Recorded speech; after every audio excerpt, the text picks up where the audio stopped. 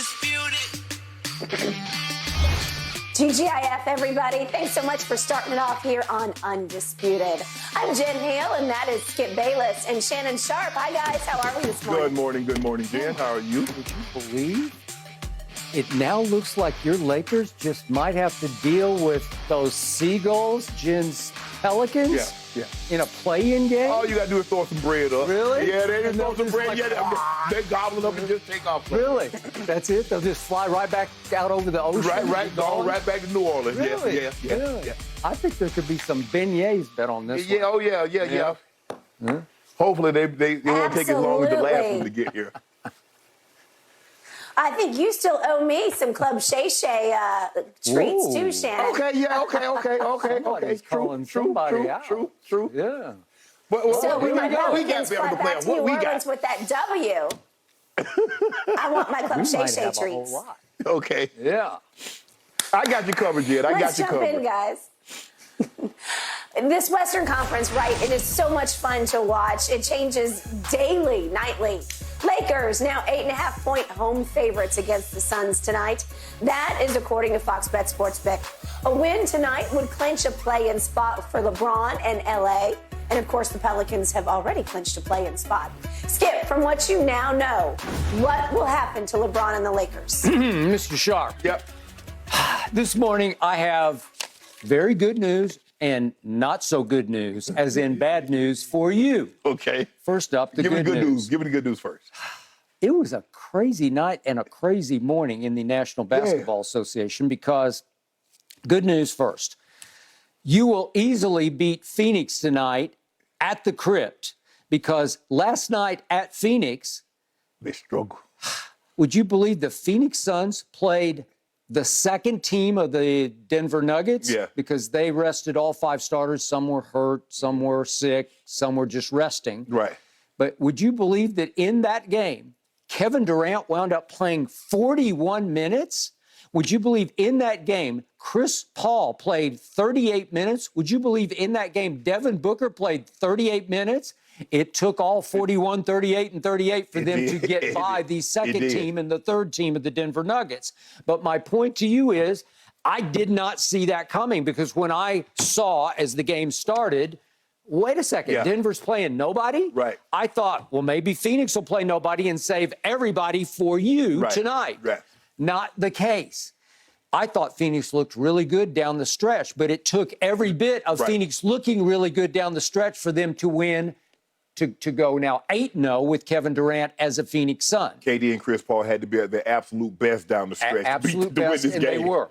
I liked what I saw. We will get to that in a few minutes here on the show because I still think Phoenix is going to be the team to beat, not just in the West, but in the whole thing. Okay. That's just me, but we'll get to that.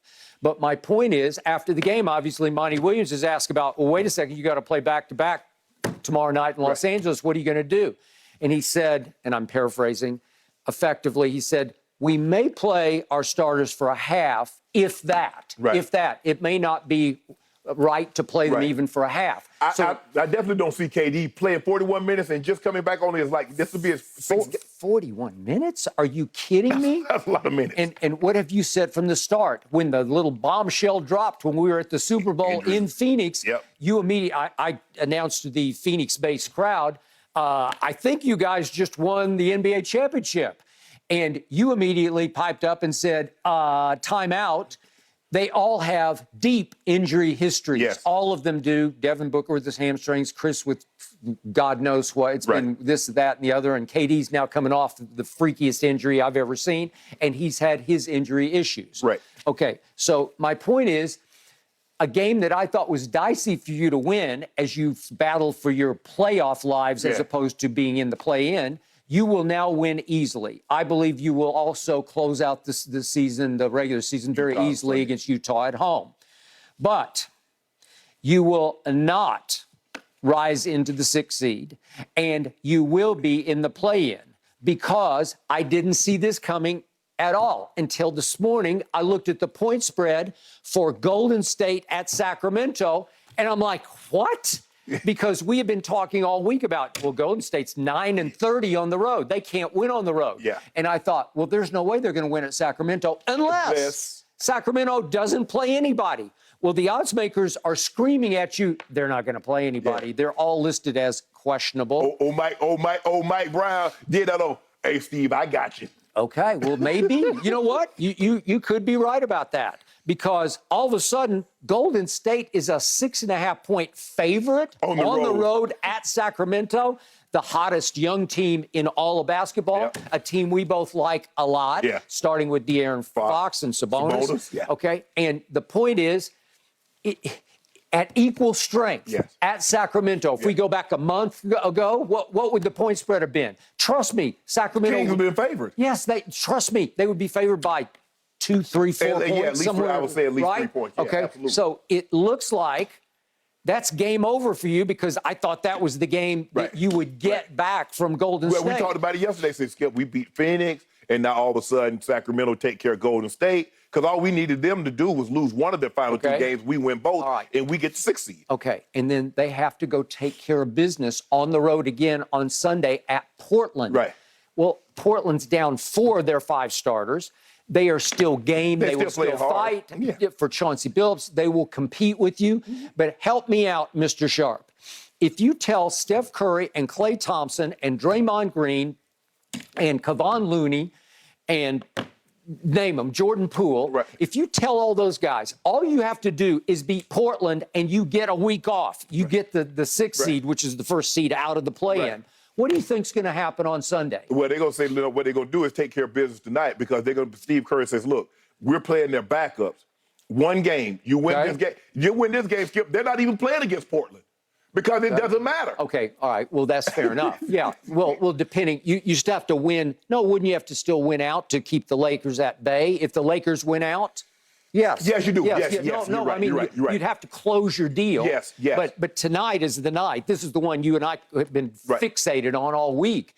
And now it looks like it's a gimme. Yes. I mean, are any of these games a gimme? You not never for the know. Lakers. Okay, well, not for anybody, and maybe not for Golden State on the road. But I'm assuming, I'm going to presume that Golden State is now going to win out. Right. I think you will win out fairly easily, but you're still. Let's just play just in case and see what happens. Okay, all right, I got you.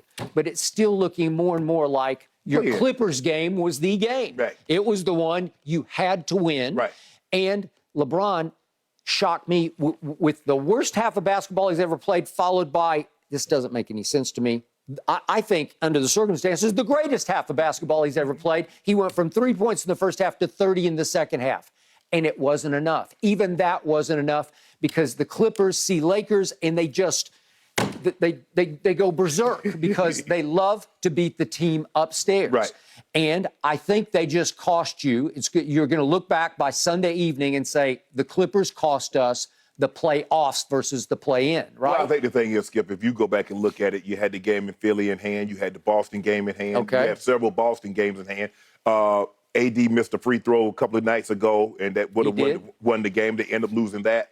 And the 17-point lead you had against Indy. Skip, I hate to say it, just came down to one game, because it doesn't. Because the Lakers I'll buy that. The Lakers failed to take care of business on several occasions, and so then now the Clipper game doesn't even matter. Not to say it doesn't matter, Skip, but we're not looking about it with the pinpoint accuracy. It's like, okay, that was the game. Okay, no. as the circumstances fell, that was the game. Yes. But to your point, I agree. Sometimes it was LeBron to blame. Sometimes it was very much Anthony Davis to blame. But I had 15 times going back in time this year. Right. LeBron had an interesting statement after the game the other night. He said, it feels like we played 4 or 5 different seasons. Right. Well, it has, because he passed Kareem, and that felt like a season unto itself. Okay. That season started December 30th on the night of LeBron's birthday at Atlanta, wife, mother in the front row, when he started going crazy as he did. Right. So they passed Kareem. He passes Kareem. And then it's like another season starts after that. But if you look back to early season, you say, like the Indiana game, what was it, 15 points? You're up 15 early in the fourth quarter, and you can't get that home. Right. And Indiana is not going to make the play. They're not making anything. They fell completely apart. Because now they don't play anybody. All right. So now it is looking probable to me, it is looking extremely possible to me that you're going to be the 7 seed. Yeah. So what happens is, remember, if you were the 7 or the 8 seed, you get 2 shots to make the playoffs because you get a first shot versus the 8 seed. So it's 7-8. And right now, as it stands, this could change, but right now it is, as you call them, the Seagulls. Yes. That would mean that you got New Orleans coming to LA probably next Wednesday night to play a game in which the winner will advance into the 7 seed. They will be the locked-in 7 seed. Play the Grizz. And if you do that, you would play Memphis, okay? If you lose that game, you get a mulligan. You get a second chance because you're the 7 seed. And 9-10 are going to play, I think, on Tuesday, if that's how they're going to do the schedule. So it would be 9-10 would be, as we speak, Minnesota, Oklahoma City. Oklahoma City had a nice win at Utah last night. They won handily against a dangerous Utah team. And all of a sudden, they maintained their little minor, half-game lead over Dallas.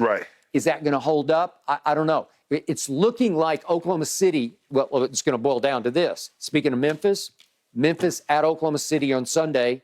If Oklahoma City wins that game, they are going to be the final team in the back door of the playoffs, right? Will Memphis play any at all? I doubt it, but you don't know for sure. So my point is this. You're going to have to deal, it looks like, with the New Orleans team. Do I have to remind you what happened late in the year last year? Do you remember April Fool's night it was? It was April 1st of last year. Here came New Orleans, and as it shook out for all the wrong reasons, you needed to win that game at home to slip into the back door of the playoffs or play-in, right? And what happened in that game? You lost 114 to 111. Do you remember this? It was not a pretty sight. You lost the fourth quarter 28 to 24. And even though LeBron had big numbers by the end of the game, he had 38, not the rest of it, but he scored 38. He had 8 and 4 the rest of the way. He did have 6 turnovers in that game, but in the fourth quarter, he scored a grand